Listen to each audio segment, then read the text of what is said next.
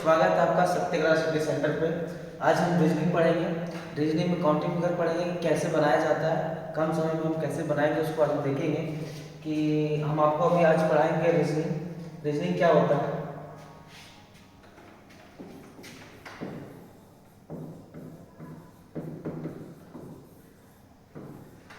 Reasoning reasoning एक प्रकार का मेंटल एबिलिटी है। वो आपको चेक करता है कि आपका जो सोचने पावर है, थिंकिंग पावर है कैसा है, और किस प्रकार का आपका ऑब्जर्वेशंस है जो आप देख के क्वेश्चंस में कैसे बनाया जा सकता है। इसमें बहुत सारे चैप्टर्स हैं हमारे में, लगभग 30 चैप्टर्स हैं, हमें पढ़ना पड़ेंगे। लेकिन आज हम रीजनिंग के, क्योंकि हमारा जीडी स्पेशल बैच चल रहा है, तो आज हम रीजनिंग स्टार्ट कर रहे हैं। रीजनिंग में हम स्टार्ट कर रहे हैं काउंटिंग फिगर।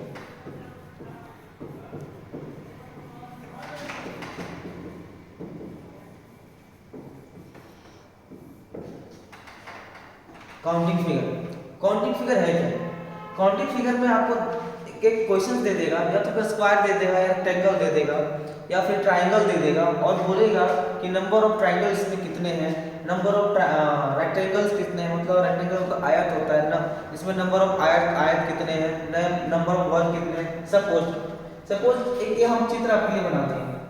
अब यदि हम इससे पूछते हैं आपको कि इसमें नंबर ऑफ आयत कितने हैं, तो आप बता सकते हैं जी एक, ठीक है। लेकिन इसमें जब भी हम एक आप बता सकते हैं कि अब इसमें कितने वर्ग की संख्या है, तो हम काउंट करेंगे 1 2 3 4।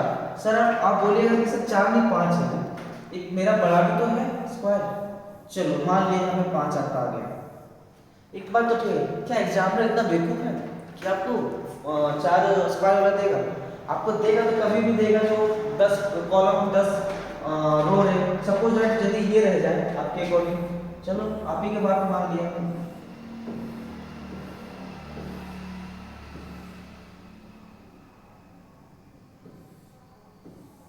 बच्चे आप मुझे बता सकते हैं कि इसमें अब कितने आयत की वर्ग की संख्या है? नहीं, क्योंकि आप इसमें काउंट करते रह जाओगे। एक तक जो शुरू जैसे आपने प्रोसेस बताया, इसमें काउंट करते रह जाओगे 1 2 3 4 तब तक बनाने वाले जो आपके एक्सपर्टीज होंगे, आपके भाई बंधु होंगे, बना के तीसरा चौथा गुरु तक पहुंच जाएंगे। तो हर प्रश्न का एक हल होता है, निचोड़ होता है कि हम मिनिमम टाइम में कैसे बनाएं। अब इसका एक बात बताते हैं, एक फॉर्मूला होता है सिग्मा एन स्क्वायर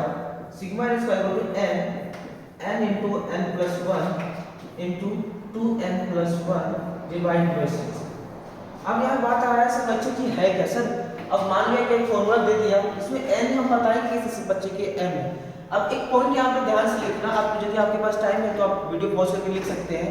जब नंबर ऑफ कॉलम और नंबर ऑफ रो अब बराबर हो, 1 2 3 4 2 3 4, इसमें नंबर ऑफ जो मेरा, इसको नंबर ऑफ रो बोलते हैं, इसको हम कॉलम बोलते हैं, इसको हम कॉलम बोलते हैं, इसको रो बोलते हैं, ठीक है। अब मेरा नंबर ऑफ कॉलम और नंबर ऑफ बराबर है, तब ये फॉर्मूला लगेगा।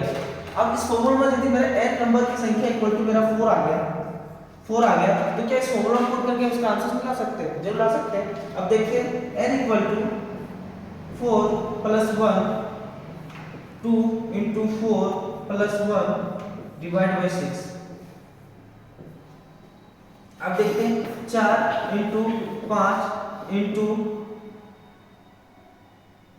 11 डिवाइडेड बाय 6। सॉरी 11 नहीं आएगा। 4 इंटू 5 इंटू 9 डिवाइडेड बाय 6। क्या इसको हम काट ले सकते हैं?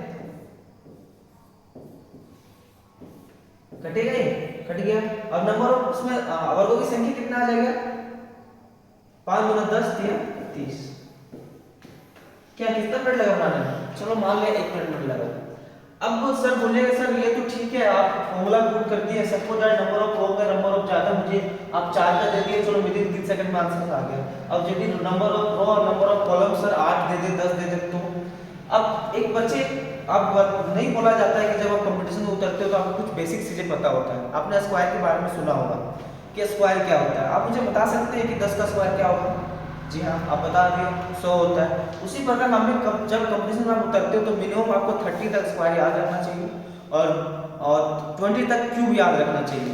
ठीक है, अब हम इसको एक निचोड़ बनाते हैं। निचोड़ बनाने के सेंस में हम क्या बोलते हैं, यदि हम इसको इतना करने के दाम से हटा दिया जाए और यदि हम इसको शॉर्टेस्ट फॉर्म में बना दिया जाए तो हम क्या बना नहीं पाएंगे। चल देखते हैं कि कोई और तो तरीका होगा कि बनाने के लिए इसको। ये नंबर ऑफ रो और नंबर ऑफ कॉलम बराबर है इसमें। हम सिंपल सी बात है, जब मेरा नंबर ऑफ कॉलम्स और नंबर ऑफ रो बराबर आ गया, n संख्या की मेरा 4 आ गया ना, तो वहां से हम स्क्वायर स्टार्ट कर देते हैं। स्क्वायर 4 का स्क्वायर, अब इसके बाद एक का इंक्रीज हो जाता है मेरा 3 का स्क्वायर, 2 का स्क्वायर और 1 का स्क्वायर।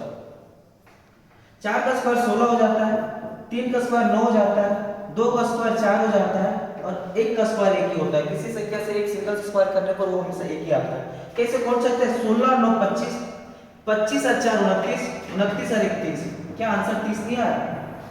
सिग्मा से भी वो जो फॉर्मूला हमारा सक्सेसिव फॉर्मूला था उसे हम ले आए थे और एक इससे भी फॉर्मूला ले आए। तो आपके लिए क्या एडजस्ट हो जाता है, आप किस व्यू में जाते हैं, या तो फिर आप फॉर्मूला पुट करके जाते हैं या तो फिर आप कोई भी नंबर, लेकिन हाँ कंडीशन से याद रखिएगा जब नंबर ऑफ कॉलम और नंबर ऑफ रो बराबर हो तो ये फॉर्मूला लगेगा। ठीक है, अब चलो बात करते हैं कि सर ये तो ठीक हो गया, अब एक और पुट करके देख लेते हैं कि सर इसमें सही हो रहा है। ठीक, अब बच्चे आप देखते हैं कि हम देखें जब नंबर ऑफ कॉलम मेरा बराबर हो, इक्वल हो, तब हम n की संख्या जब जितना भी मेरा इक्वल होता है वहां पे n का मान लेते हैं और उसको स्क्वायर करते हैं, इंक्रीज करते जाते हैं। अब आता है बच्चे कि हम जब सर मान लिया चलो दोनों कभी स्क्वायर तो ऐसा भी हो सकता है कि सर इसको रेगुलर फॉर्म में, रेगुलर फॉर्म में मतलब कि नंबर ऑफ कॉलम ज्यादा हो और रो कम हो। अब उस फॉर्म में हम कब क्या करते हैं, अब सिंपल सी बात है, हम सब उसमें क्या करते हैं कि एक आप यहाँ हमेशा बात रखिएगा, याद रखिएगा कि 5 इंटू क्या नंबर ऑफ कॉलम इसमें कितना है 5 है और रो कितना हो जा रहा है 3 हो जा रहा है। ठीक है, अब हम यहाँ पे देखते हैं कि आप इसमें करना कैसा होता है कि 5 इंटू 3 हमेशा ये आता है 5 इंटू 3 प्लस 2 इंटू 4, 2 या तो फिर 4 इंटू 2 या 4 इंटू 2, ठीक है, और 3 इंटू 1 हमेशा कटते जाएगा 3 इंटू 1 प्लस 3 इंटू 1। अब इसको काउंट करके देखेंगे 15 8 प्लस 3 प्लस 3। अब देखते हैं इसको और ऐड करके देखते हैं कितना आता है 15 5 18 18 और 3 26। अब इस विधि से आप कोई भी जब रेगुलर फॉर्म में हो या इरेगुलर फॉर्म में आपका स्क्वायर पूछ दे तो दोनों तरीके से आप आंसर ला सकते हो विद द नेक्स्ट।